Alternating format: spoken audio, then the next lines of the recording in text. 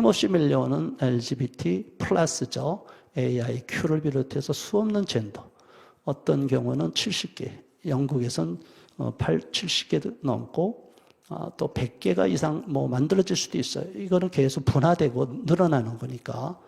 자, 이렇게 끝없이 만드는 사회적 성이 정상이라고 보는 이 거대한 성적 타락하는 세상의 물결 속에서 우리가 어떻게 이것을 싸워나갈 것이냐. 이제 좀 종합적인 시각을 가질 필요가 있지 않느냐. 그러기 위해서 우리가 먼저 이런 세력화 흐름을 한번 꿰뚫어 봐야 된다고 봅니다. 자, 이런 세력화 흐름을 이렇게 보지만 이거를 또 인권의 문제로 보면 또 다른 이렇게 다이어그램을 만들 수 있고 또 다른 시각에서는 이런 흐름을 여러 가지 각도에서 만들 수가 있어요. 젠더 하면 또 젠더만 갖고도 이 차별을 통해서 많이 강의가 나갔죠. 이런 흐름이 나올 수 있어요.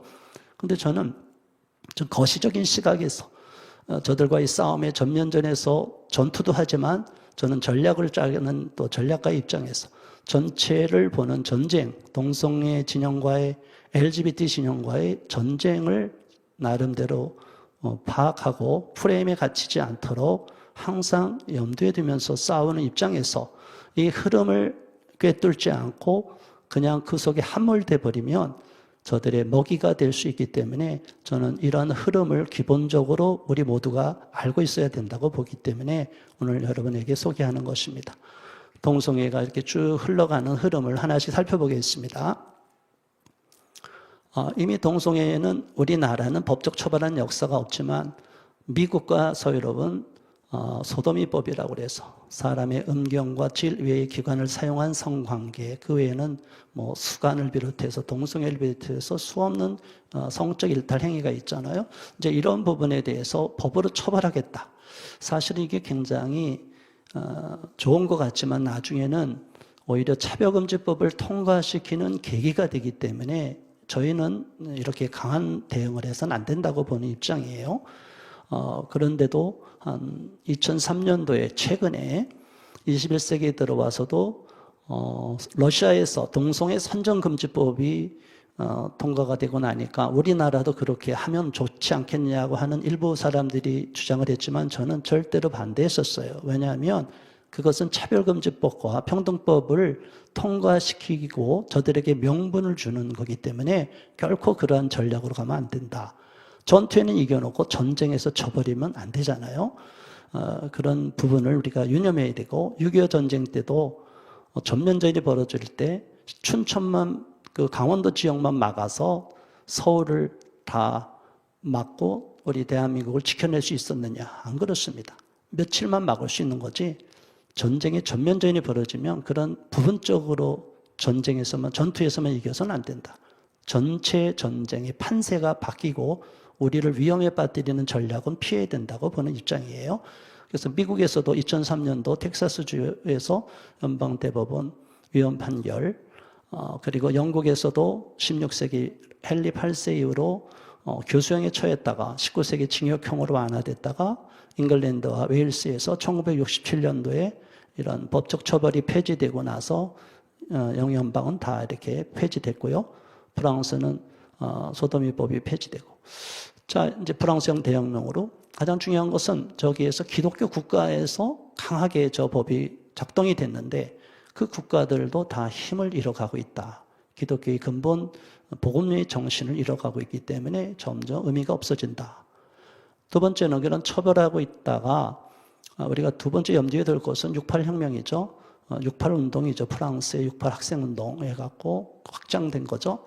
자, 68운동은 많은 분들이 다른 각도에서 볼 수도 있는데 이거는 이제 우리가 LGBT 세력화 흐름의 한 과정으로서만 볼 때 금지하는 것을 금지하라, 방해 없이 즐기자, 나는 그라우처 경영의 마르크스주의자이다. 이런 식으로 저들이 마오쩌둥을 숭배하고 베트남의 호치민을 또 그리고 체 게바라 이런 혁명가들을 숭상하고 떠받들고 그리고 반전운동을 벌이고 자 이런 문제를 계속하는 거 좋습니다. 그러나 이런 것들이 68운동의 세력들이 나중에 어디로 가냐면 아까 다이어그램 보여드린 대로 UN, 전 세계 언론계, 정치계, 기업 운영하는 사업가, 교수, 학자 이런 쪽으로 다 넘어갔기 때문에 저 세력들이 갖고 있는 문화 막시즘적인 시각, 이것이 전 세계를 지금 덮게 돼버린 거예요. 그러니까 이 흐름 속에서 우리가 6.28 운동이 지금도 계속 기저에는 막시즘, 공산주의 사상이 있기 때문에 문화라는 옷을 입었을 뿐이지 전 세계를 덮고 있기 때문에 우리는 아직도 위기 상황이라는 것을 인식해야 됩니다. 그 다음에 중요한 다음에 69년도에 미국에서 사건이 터진 게 있죠.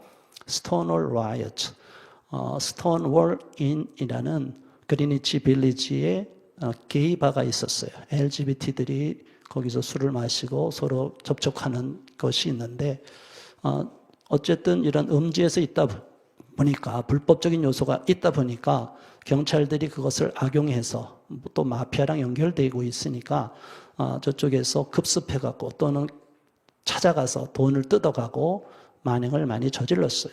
그러니까 저들은 나름대로 불만이 생기고 그것이 또 진압하는 과정에서 폭력을 휘두르고 때리고 인격 모독하고 지나치게 과잉 진압을 하다 보니까 그동안은 당하고만 있었는데 69년도 6월 28일 그날 밤에는 이분들이 가질 않고 주변에 구경했던 시민들도 너무 세게 저들을 테러하고 때리고 폭행하니까 인간의 마음속에 약자에 대한 보호 이런 마음이 생길 수가 있잖아요. 인권은 어느 누구도 짓밟혀서는 안 되기 때문에 그분들이 아무리 잘못했지만 그러나 그것을 저렇게 반인권적인 시각으로 다 테러를 하듯이 완전히 진압을 하면 거기에 문제가 되는 거죠.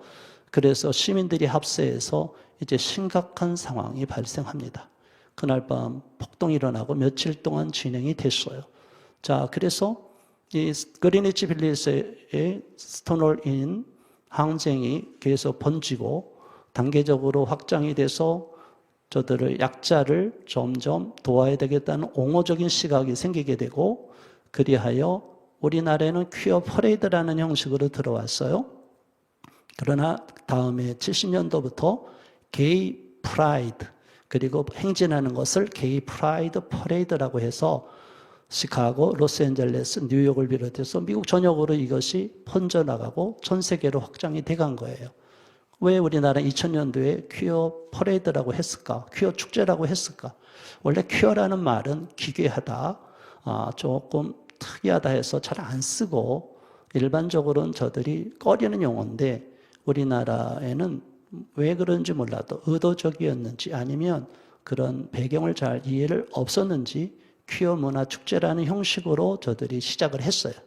아무튼 이게 동성애자 해방전선을 통해서 게이운동가 연합, 신문, 언론, 광고 이렇게 쭉 자기들이 인권운동을 펴가고 대중을 설득하는 대중 홍보운동으로 계속 나갔어요.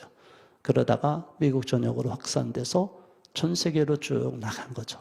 그래서 이러한 축제가 전 세계에서 벌어지게 되고 우리는 이것을 막기 위해서 대한민국에서는 2014년 이후로 계속 막고 있고 2015년도부터는 동성애 퀴어 축제 반대 국민대회를 결성해서 이것을 체계 있게 막고 있는 상황이에요. 그러나 오른쪽 상단에 보시면 토론토 축제 중에 하나인데 저것보다 더 노출이 심한 사진도 다 보신 분은 아실 겁니다. 그냥 성기를 다 노출하고 이렇게 행진하는데 그렇게만 그 장면만 있는 게 아니라 아이들도 가고 행진대도 가고 춤추는 사람들도 가는 사이에 저렇게 갑자기 나체의 행진을 쫙 해버리면 아이들이나 어른들이나 갑자기 문화적인 쇼크를 받게 돼요. 저들은 이거를 통해서 대중의 기존 틀을 깨부수는 역할을 하고 또 대중들에게 겁박하고 위협을 주는 거예요.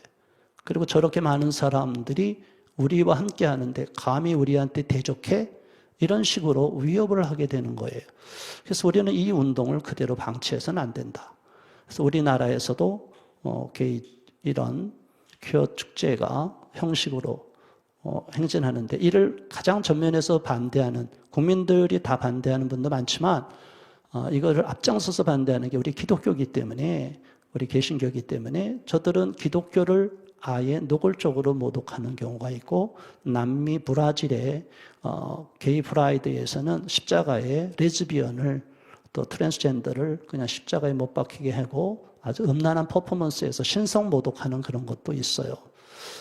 자, 그 다음으로 우리가 중요하게 일반적으로 우리 진영에서 아직 잘 이 부분을 모르고 있는 부분들이 있는데 앤드루 마이클 설리반이라는 사람이 있어요. 자, 여러분 트로이 목마라는 것을 아실 겁니다. 호머의 일리아드 오디세이라는 작품에 나오는 거다 해서 BC 13세기 그리스와 트로이, 지금으로 보면 터키죠. 터키의 유럽과 맞닿은 해안가에 있는 그 트로이 성을 함락하는 문제에서 전쟁이 일어난 거죠. 이게 하나의 신화였다라고 생각했지만 이제 나중에 유적지가 많이 발굴이 돼서 이게 역사적인 사실이었다라고 지금은 어느 정도 통설이 되어 있었고요. 오른쪽 하단은 영화화 됐을 때 영화에 나온 거고, 왼쪽은 트로이 유적지에 있는 그러한 트로이 목마를 상징으로 만들어 놨다고 그랬는데, 뭐 가보신 분들은 별로 볼품이 없다고 해요. 그러나 아무튼 이게 문제가 뭐냐면 위장되고 들어온다는 거예요. 이 앤드루 설리반이라는 사람은 자기 자칭 공화당원이에요. 그리고 캐톨릭 신자예요. 그런데 자기는 보수라고 하면서 영국계 미국인 작가였고 편집자고 블로거였고 정치평론가고 대단히 스마트하고 똑똑한 사람이에요. 제가 저 사람의 글 칼럼 원문과 번역본 다 봤는데 번역이 제대로 된 게 없어서 저희가 번역을 의뢰해서 번역본까지 봤어요. 제가 원문도 보고 상당히 글을 잘 써요. 저 사람의 글 내용이 나중에 2015년도 미국의 대법원 판결에 그대로 들어갈 정도로 상당히 명문입니다. 아무튼 이 사람은 자기는 리퍼블리칸, 공화당원이다가 하면서 게이라고 하니까 이게 헷갈려 버리는 거예요. 보통 민주당, 미국에서도 민주당을 지지하는 사람들이 그런 낙태 문제도 지지하고 여성 페미니즘도 지지하고 이 동성애 LGBT들도 적극 지지하는 입장이고 이민도 무조건 받아들이자는 입장인데, 이 사람은 공화당원이면서 게이라고 하고 공화당의 정책을 상당 부분 지지하고 찬성하는 글도 쓰고 하니까 사람들이 헷갈려 버렸어요. 그런데 이 사람이 트로이 목마 전략을 썼는데, 그 스톤월 라이어츠가 생긴 지, 스톤월 폭동이 일어난 지 20년 후에 이러한 놀라운 전략을 펴니다. 같은 전략을 편 거예요. 이게 무슨 얘기냐면, 우리가 동성애와의 전쟁을 안티 호모섹슈얼 무브먼트만 보면 안 된다고 제가 말씀드렸죠. 반동성애 운동으로만 보면 이 흐름을 전체를 놓치는데, 이것은 결혼 전쟁이에요. 동성애와의 싸움은 우리가 이걸 막는 방법은 거룩한 방파제, 국민적 방파제로 막아야 되는데, 그것은 우리의 전통, 역사적인 결혼, 성경적인 결혼을 전제로 할 때 막아낼 수가 있어요. 이들은 그동안 자기들은 모든 것을 페미니즘에서는 전통 가부장 체제를 무너뜨리라고 말하잖아요. 그래서 기존 체제를 다 무너뜨리는 거예요. 그런데 이 사람은 기존 체제를 무너뜨리는 게 아니라 기존 체제로 들어와서 우리가 그 기존에 있었던 역사적인 아름다운 결혼, 전통 결혼을 우리가 같이 공유하고 누리자. 자, 이런 전략을 폈어요.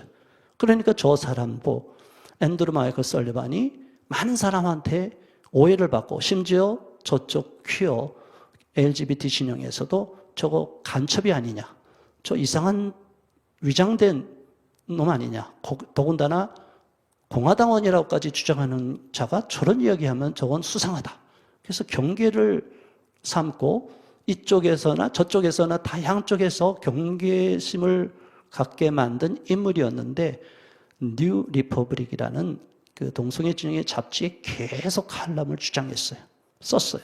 동성 결혼의 권리를 주장하자. 같은 전략을 피자. 우리도 사랑은 동등하고 사회적 책임이고 전통을 존중하고 일부일체제로 진입하자. 게이들이 일부일체제가 있을 수가 없지만 이제 레즈비언은 거의 그렇게 오랫동안 커플이 돼가지고 아무튼 일부일체제로 들어오겠다. 동성애는 인간의 기본권이라는 인식이고, 그리고 미국 대법원에서 이런 일이 그대로 전략으로 넘어간다. 이게 굉장히 심각한 문제예요. 자, 연방대법원 동성결혼 판결문의 마지막 단락으로 언론에도 보도된 내용 잠깐 보겠습니다. 결혼보다 심오한 결합은 없다. 빨간 것만 읽겠습니다. 이 남성들과 여성들이 결혼이란 제도를 존중하지 않는다고 말하는 것은 그들을 오해하는 것이다. 그들은 결혼을 존중하기 때문에 스스로 결혼의 성취감을 이루고 싶을 정도로 결혼을 깊이 존중하기 때문에 청원하는 것이다. 그들은 법 앞에서 동등한 존엄을 요청하였다. 연방헌법은 그들에게 그럴 권리를 부여한다. 연방 제6 항소법원의 판결을 파기한다.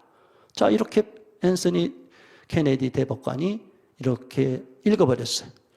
자, 이런 부분들을 제가 대법관 아까 나온 것 좀 이따가 나오는데, 자, 이런 부분들을 이렇게 결혼이라는 문제를 전면에 내세워서 전통 결혼을 우리도 요구하고 그들을 주장하는 것을 배제하면 안 된다.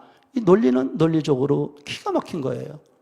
자, 그렇기 때문에 우리가 동성애를 반대하는 뭐 여러 가지 그 이유가 있지만 그냥 단순히 저들을 반대만 해갖고는 이들의 도도한 흐름의 기본 배경이 저들이 왜 우리들을 공격하는데 우리를 프레임 씌운 그 전략에 우리가 갇혀버리면 안 된다.